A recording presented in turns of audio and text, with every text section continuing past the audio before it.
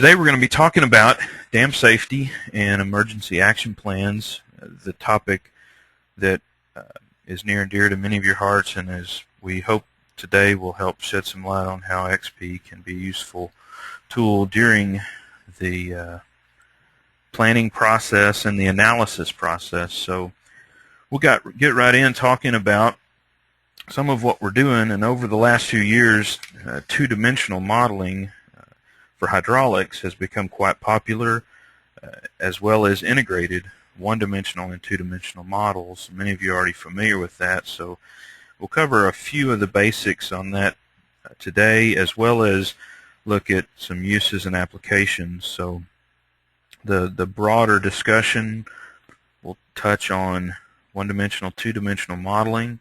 We'll talk about a dam and levee breaching, the outflow from the breach, how then that hydraulics works downstream of the breach, and look at then evacuation route planning and evaluation, and all of that within XP software, where we have the ability to not only handle the one-dimensional hydraulics as well as hydrology, the two-dimensional hydraulics, and then the evaluation of evacuation routes.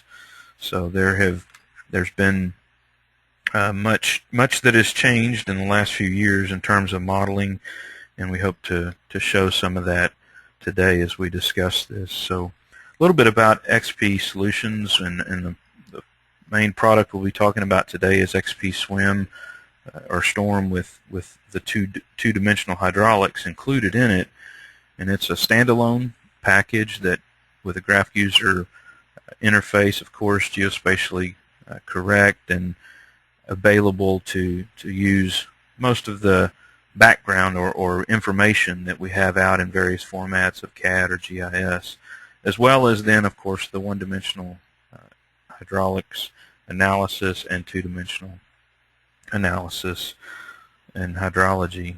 So there's many uses of the software that some of you are familiar with, and hopefully today we'll find a few new values in it, looking at the evacuation route planning, the various elements that have been presented at conferences and things lately, including the Association of State Dam Safety Officials Conference, where much consideration was given to the dam breach, and then how do you model that flow downstream of the breach. So some of the more uses that we'll look at.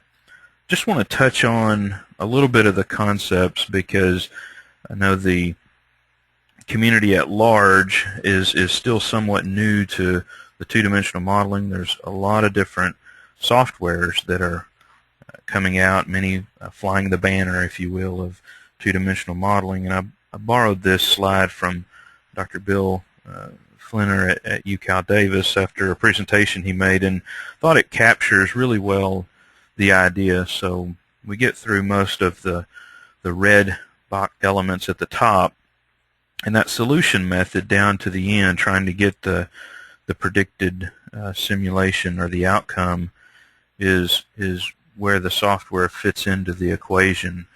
And hope today that if you have some questions, or you can see some things in XP that demonstrate how robust that solution is, and that's very important, a critical step in the process. So again, we're talking about how do we take some breach or levee failure or analysis or what-if scenario and translate that into some emergency management tool or piece that we can then use ultimately to give us some critical information during a time of a flood that can help us save lives and do proper planning ahead of time, so we're ready for these emergencies when they do come upon us. We know our physical system is a changing, ever dynamic one, and we want to be able to use the tools that we have for hydraulic analysis to do that, to look at levee failure, for example, dam break, even pipelines. We've got an example there. It talks about that. many other elements of systems that ultimately can affect perhaps if a failure were to happen, how could we be best advised by this analysis. So there's been some recent updates as well, just to mention some guidelines, dam safety guidelines. FEMA has issued some guidelines.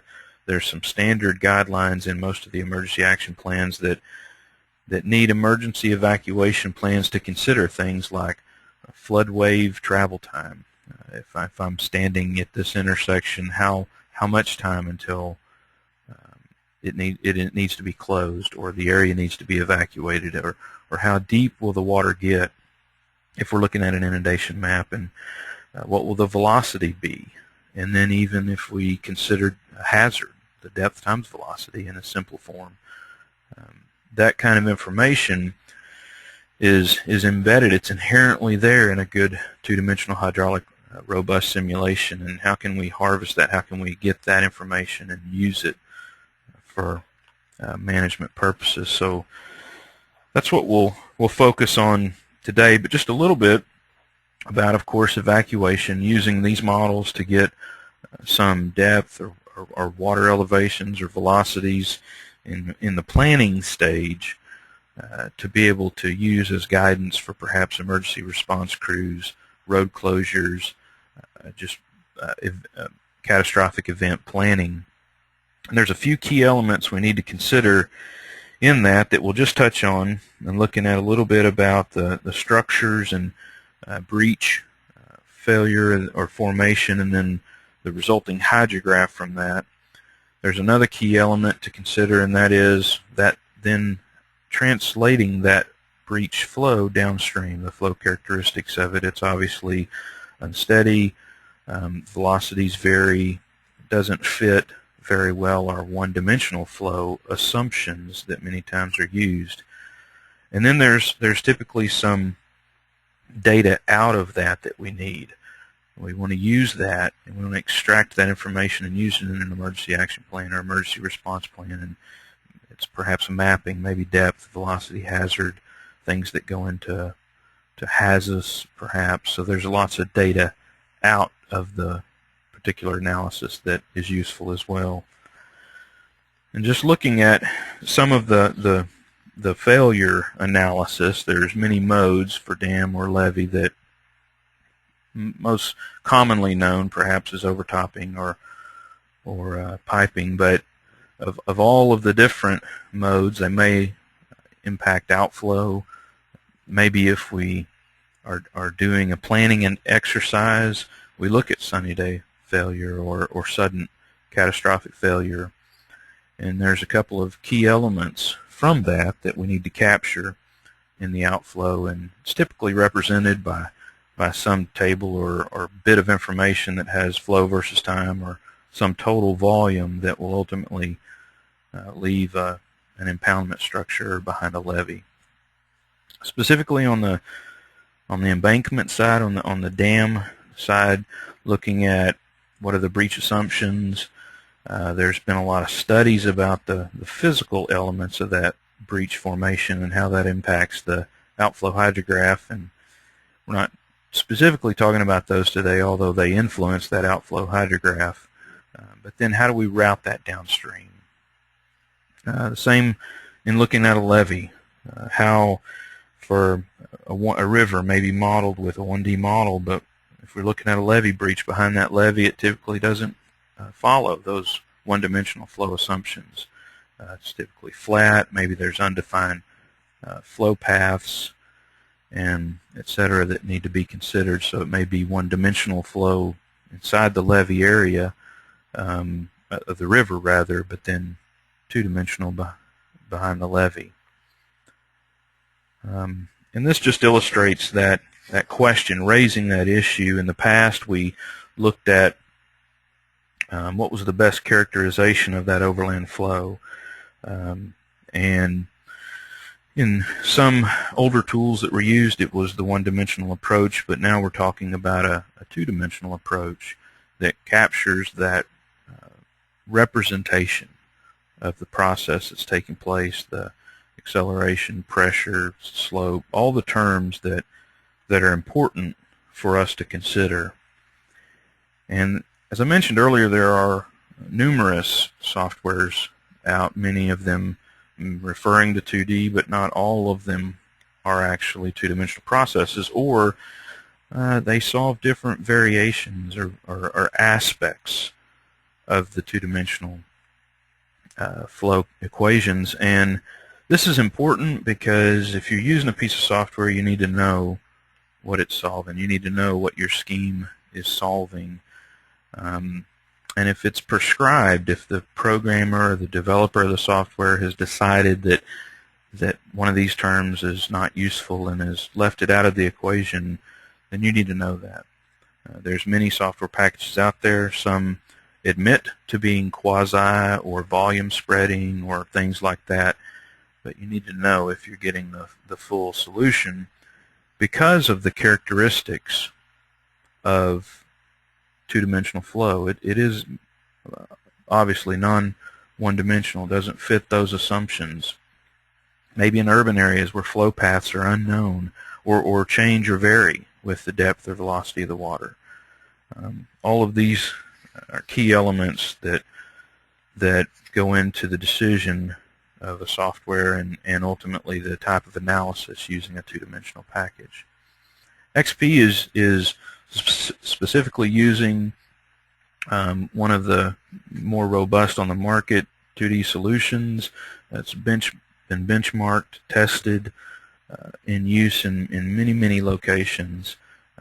And as we show here, it is a grid-based approach using the terrain that many of us have available for the analysis, and that quality of terrain is an important aspect. The underlying DEM or 10 that provides that elevation, if it's of poor quality, then of course the solution will be coarse, or quality will relate to that terrain. And then of course there are other enhancements that we might do to that terrain, perhaps ridges or gullies, things that supplement information in the terrain. We also may want to include one-dimensional elements such as pipes or culverts. Maybe there are narrow channels that are more appropriately modeled with one-dimensional and then connected or interconnected with the two-dimensional flow. So the analysis part of it, that aspect of it, is critical. The full dynamic analysis is what's done in XP. The shallow water equations in the one-dimensional, two-dimensional form are used to account for the full timing and volume. The hydrology is calculated, the full hydrograph is utilized, and then of course the robust 1D, 2D solution. And this brings us closer to our analysis being representative of actual site or study area conditions, which are ultimately very critical when we're looking at evacuation planning. When we discuss how long our residents might have or how long a particular route may be open or may be closed, are critical in the model analysis. So a little bit in how those models may be set up. There are several different forms in which those models can be set up in XP Swim, and that I want to touch on those just briefly here before we get to the particulars, the details on the evacuation route planning, just so that we cover the range of topics here. We'll talk about some of the flow assumptions from a breach that are made externally. Maybe perhaps if you're using probable maximum precipitation and a PMF, you have a hydrograph and you just want to feed it into and let the model just solve the hydraulics. Maybe hydrology is done inside and that's fed straight into some kind of breach, or a combination thereof. It could be just a 1D channel and two-dimensional in the overbanks, or it could be all two-dimensional flow. So just real quick on looking at some of those and how that information could be put in. Uh, Basically, the breach hydrograph can be input at any node in XP, typically some upstream node, and then it's routed downstream. Of course, the robust 1D and 2D calculations can handle the timing and volume as the characteristics of that flow are dictated by the cross sections or landscape terrain and roughness values. But that's one of the more basic ways, and just usually the user would put in a hydrograph at a node, and it could be from HMS breach analysis. It could be from a number of different sources, but that in hydrograph would then be calculated or input, and then the flow calculated. There are other aspects that are utilized. Perhaps it's more complicated, and we can use variable weirs or orifices. Again, these can be set up so that as the flow is routed downstream, the detailed effects could be considered of a complex system. We could use real-time controls so that as perhaps piping occurs or breach then occurs at different times and values, these could be set up initially in the software to arrive at the characteristics of the hydrograph, and then of course the routing of the flow downstream. 1D model may be good for aspects of the flow downstream, and important to include, it does have limitations as it spills perhaps from one system or one stream. May cross and shortcut an oxbow. It may leave the drainage system entirely and go to another basin, and you'll want to be able to keep up with the timing of that, of course, but then balance the volume so the nodes downstream or the stream gauges downstream that record lower flows, you could verify with this analysis and looking at and accounting for overflows and spills. So as I mentioned, there may be an occasion where there is not just a river but maybe a pipeline. We came across a unique project where a user was wanting to consider what would happen if a large water transmission line were to rupture. In this analysis, they had a pretty good idea of the hydrograph, the flow of water from the pipeline before they could get it shut off. So they had a hydrograph, and with that, so they knew timing and volume, and they just put it in at a node point along there and let it flow. And of course, to many surprise, how would that traverse across the terrain? And a 2D analysis was looked at to consider that from a river or 1D, a river or pipeline that might be a 1D element can go directly to a two-dimensional flow element analysis, rather.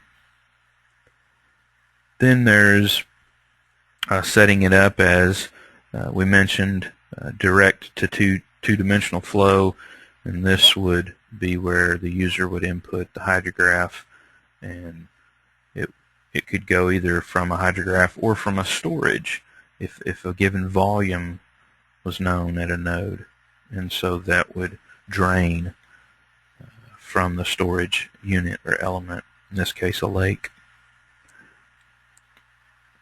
So looking at the breach analysis, our 2D analysis, we define some breach flow. We get that from some other source perhaps, or we generate it within the software. Either way, we have some head or flow condition. Then the terrain is used, and flow is routed according to the 2D model. In this case, we look at a local impoundment where there's obviously potential for high hazard downstream of an embankment in a local residential area, and exactly what will that breach do, what will it look like downstream. And there's not necessarily all two-dimensional elements here, but certainly you can see with the bottom right-hand part of the screen where the one-dimensional analysis does not account for how that volume will be spread, flow, how many will be affected, what will be the velocity, what's the duration of this event, and those are all critical elements. So it's important to look at all the aspects of the analysis and the watershed and what could potentially happen. Sometimes we're not aware that there's even a danger or potential for a catastrophic event until further analysis done. This replay shows an analysis of a drainage system that began to realize a local area detention basin could potentially present a hazard if the embankment were to fail. And so an analysis was done, and it was determined that development downstream of that impoundment should develop accordingly to prevent a disaster if that impoundment were to be full and then breach. So that's on the impoundment side. On the levee aspect of things, the levees typically along the rivers, and those are typically modeled with 1D channels, and the 1D channel within the levee boundary is quite well described by a one-dimensional flow. Very channelized, follows those one-dimensional assumptions. However, if it were to breach or there were to be an overtopping, the flow beyond that point then is very much not one-dimensional, and in many cases best characterized with a two-dimensional model.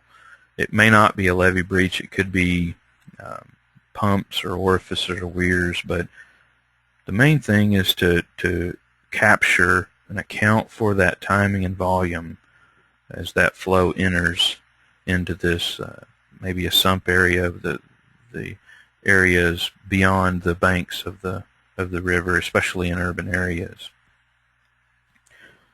And what does that tell us as we lead up to talking about evacuation routes, which we're just about to get to here? The two-dimensional model does give us this level of detail. It gives us the water surface elevation for each cell, each grid cell. It gives us the water surface of the water velocity for each cell, and those are important critical elements in looking at an analysis. It provides us with the timing of those, so we know when during the simulation that a certain depth is reached, and that may be critical for an analysis, and it is for an analysis of an evacuation route. And being able, of course, to then send that out, communicate that to others, export it to GIS, get it out in AVI files, get it out in mapping, and to be able to affect and be used in our emergency action plans. So with that, we'll start looking at some of the features in XP that are used in the emergency or the evacuation route planning process. So the 2D evacuation routes layer from within the software, and I have a model open that we'll look at in just a moment here that shows how this is done, but very simply it's a two-part process in XP where we allow for adding the evacuation route in the 2D as a two-dimensional layer, and then we set up some controls for that. So that's the extent of the process, and in setting it up in the model. Then there's a lot of detail we can add to it, but we'll add a line or a demarcation on the plan that shows where or what a route might be. It doesn't have to be a street or highway. Obviously it could be, but anywhere along that two-dimensional analysis area. We're going to give it an indicator, a line, and then from that we'll want to get information. So a couple things that are done in this setup, in this two-part process, is we give it our criteria. What exactly are we looking for in this analysis? We may be concerned with road in the top of road, maybe the crown, maybe the top of a wall, maybe it's the critical velocity, or depth rather, velocity at which a vehicle is swept off the road.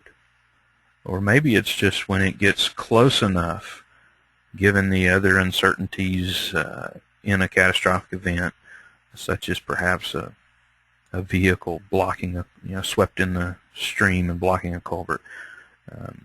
We may want to know well in advance, before the road is overtopped, that a certain threshold is being met at a specific location.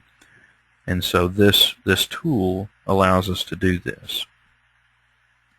Then in the evacuation route allows us to set up multiple of these areas to then assess or query based on the left of this dialog. It shows the route details, and you can give it a name, any name you want to give it, and then the route can be cut off by either depth, velocity, or hazard.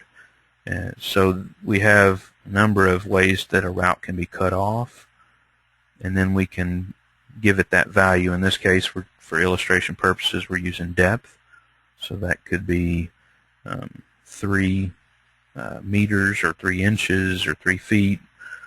Whatever the units we're using, we can put in a value for that, give it some description, and then pick, of course, a colors for the display.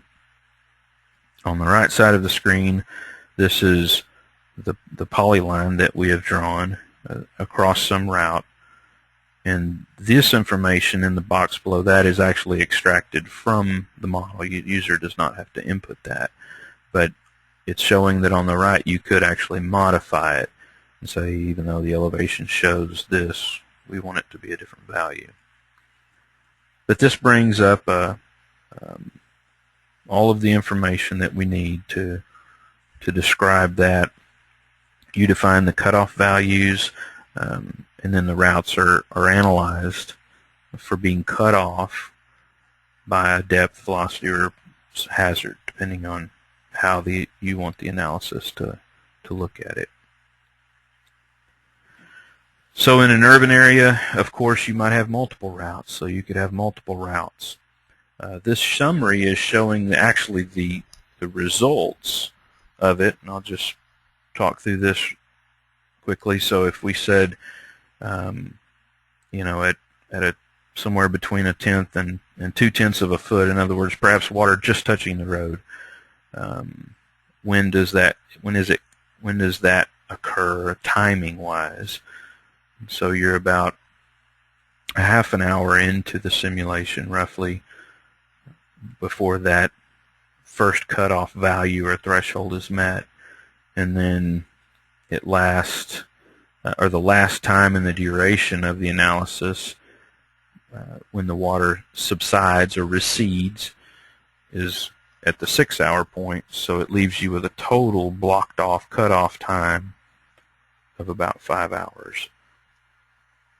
And so you can see that you could go through in your analysis and set more than 3. It doesn't have to be 3. We just use 3 in this analysis. It could be 1 or 2 or 5 for each of these routes that you draw in as a polyline. Then you could set up the thresholds, run the simulation, and it would tell you the first time and the last time, and then the total duration of time that it's cut off, exceeding those threshold values. So a little bit about the output then, because this is equally as critical, and it comes out in several forms in the software, and then of course you have the ability to change or modify how those look. based on how they're set up in the display. But ultimately, the user has what's shown on the bottom left here, a duration of inundation. That's that total time that is shown for each of the thresholds that you've established with that run. So it could be 1 or 2 or 3 or more of these for each of the routes.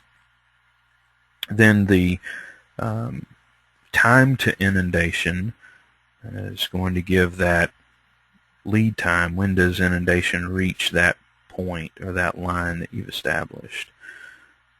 And then there's also 2 additional time-bound maps that are output. That is time to peak velocity and then time to peak depth. And either one of those can be viewed or analyzed as well.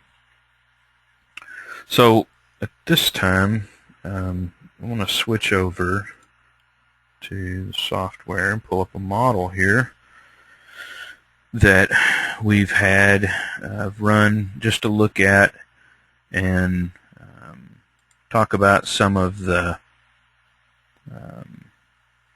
different things that we just described. And here we've got just a simple representation of an urban area. There was an open channel run through it at one point, and then it was developed. There's a closed system under here of 1D links and nodes of pipes and storm drain system, and open channel sort of at the bottom left part of the screen, and the upper middle part of the screen is showing some open channel that's still left. And for the analysis, the area floods is inundated. The storm drain system is undersized, and so we want to look at a couple of areas here that would, for this analysis of our route. So the first thing we talked about was looking at the two-dimensional model job control, and it has model output. We set up the time to inundation map elements. We enabled that to be output, and we gave it descriptions. Again, you could insert one or many more of these in here depending on criteria. As you can see, these were just somewhat fictitious for the demonstration purposes, but that's set up in the 2D job control. And then we've added our evacuation route layer to it, and then this allows us to draw our evacuation route. So I will turn off a couple of things here. These 2 red lines, hopefully the screen refresh has caught up for you to see it. These 2 red lines were just polylines. So if I set up an evacuation route, I drew this line. In our case, this corresponded to a road that crosses this open channel. So I wanted to see when this road would be cut off based on these thresholds. If I go in and select this polyline, I can look at the data that we set up.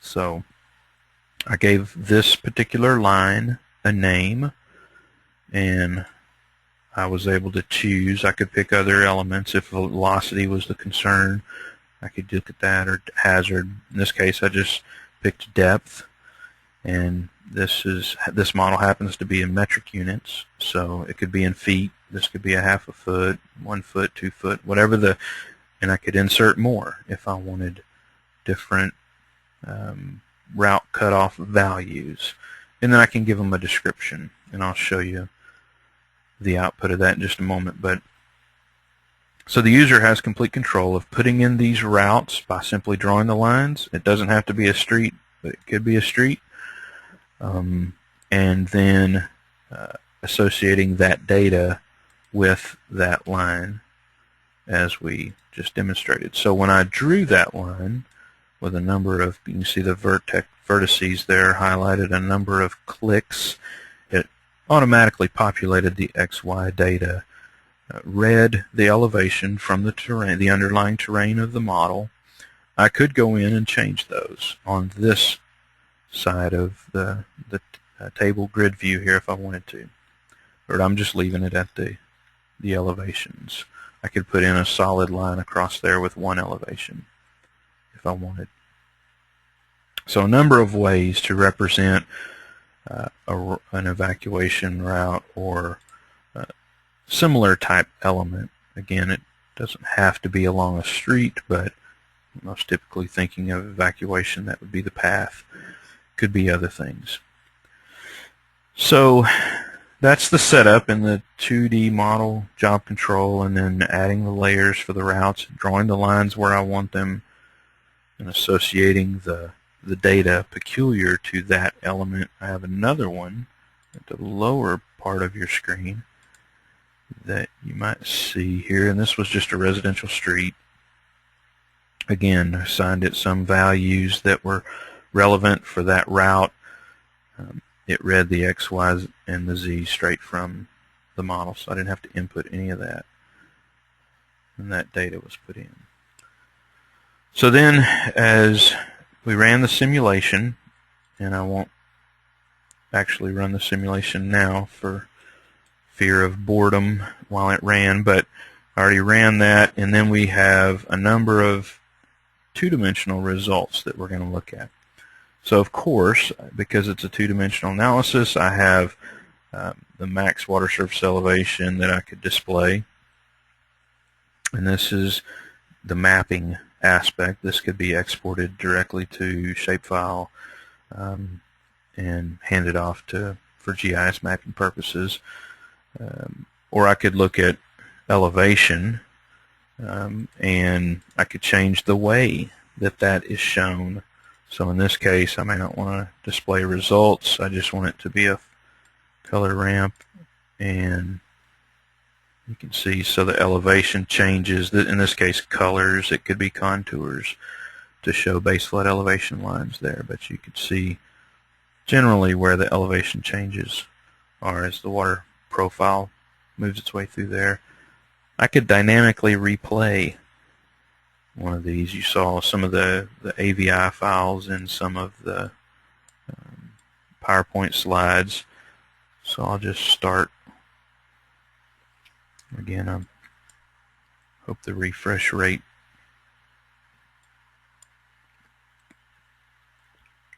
doesn't totally destroy this, but you can maybe see on your screen how it's changing over time, and then of course you could record that for sending out to others or exporting it.